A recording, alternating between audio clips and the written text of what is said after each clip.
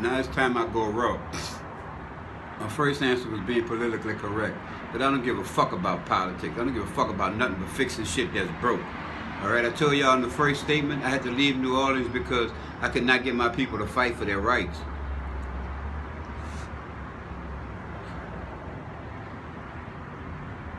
New Orleans is back in a tremendous way, but it's back for white folks. Don't think I'm a racist when I say these things. Hear me, please. When I say it's back for white folks, it's because all the festivals are back in line again, and even more festivals have come up. These festivals are for the rich. They are not for the minority and the poor people of New Orleans. They are for the rich of New Orleans. And unfortunately, the poor of New Orleans are not reciprocating or not getting any benefits from the festivals as far as for money that's being generated into their areas. It's not happening.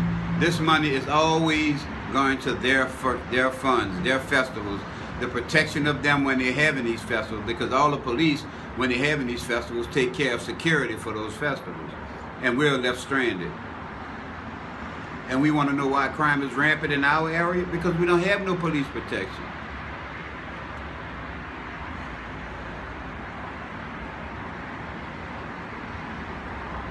I see our mayor, Mitch Landrieu, when I was living there, walking around uptown by himself, him and his wife.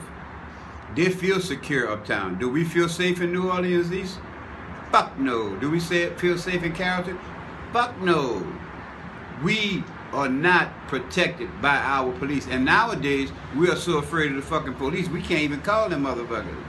Honestly, because we might be the victim after we call them to come help us. So no, New Orleans is in a worse way than ever before. The people that are back are struggling. I mean, they just basically are so glad to have the small pleasures of life, like a store opening in their neighborhood, like a Walmart, or one opening in the East. After 9 and 10 years of waiting, they finally got one, so they're extremely happy about that. I figure that's piss poor, man. You still have blighted houses in New Orleans. You still have areas of New Orleans that are not neighborhoods, that are 1 and 2 home neighbors. 1 and 2 home houses that you call a neighborhood. It's still not back in New Orleans East. So stop lying to America, talking about New Orleans is back, because it's not fucking back, man. Economically, y'all leave the people of New Orleans out of everything. They finally got a hospital. They had to fight and beg for that. Why can't they get the things that they need to survive just because they are part of New Orleans? Why do we have to have race always play a part? Our mayor, Mitch Landrieu, to me, doesn't really give a shit about the black population in New Orleans. He kisses babies, he makes his little interviews, and he makes his rounds, but he's not really struggling to fight for the people of New Orleans. There's a golf course in New Orleans East, and this is the course that was basically a New Orleans course for black folks. It's called Punch and Train Park, Joe Bartholomew. It's opened back up. They put such a massive kitchen in this place. I mean, you ought to see, this kitchen is fabulous. But nobody can afford to manage it and run it because of the fucking equipment they put in there. So now we have a golf course that doesn't have a kitchen to serve the patrons. Is that not fucked up? Come on, man, this is 2015, 10 years after Katrina. The course is open, the clubhouse is built, but there are no food services. How in the fuck is that possible? It's pitiful. That's how it's possible. It's fucking pitiful. Leadership in that city is fucked up, man. So before I can't win the battle, I'll leave. I mean, I'm going to fight. I just can't take it.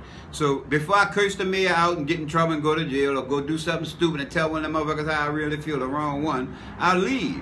Because I know in my heart my people are not going to fight. They need to stand up and say, look, enough is a fucking enough. We are a part of this city. And until y'all face that and give us the respect we deserve as being citizens of New Orleans, then guess what? We're going to boycott this bitch. We ain't spending no money downtown, and we're going to tell everybody who come to this motherfucker not to come back until they fix it. Until our governor, the one running for president, may he kiss all of our motherfucking asses for the low-down, dirty-ass shit that he has done to this state.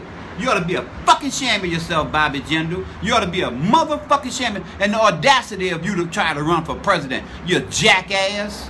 You're a fucking hateful-ass jackass, man. Change your evil-ass ways. Let God enter into your heart. It ain't too late. Y'all can all change y'all hateful ways. You don't have to be as full of hate as you are. Trust me. I know it's not an easy situation, but we can all change. You don't need to hate the brother that you have who was created by the same God that you were created by. You're going to have to answer to that. You're going to have to answer to that. In the end, when God asks you, why did you hate those people so much? I want to know what your answer is going to be. Because guess what? He will ask. He will definitely ask.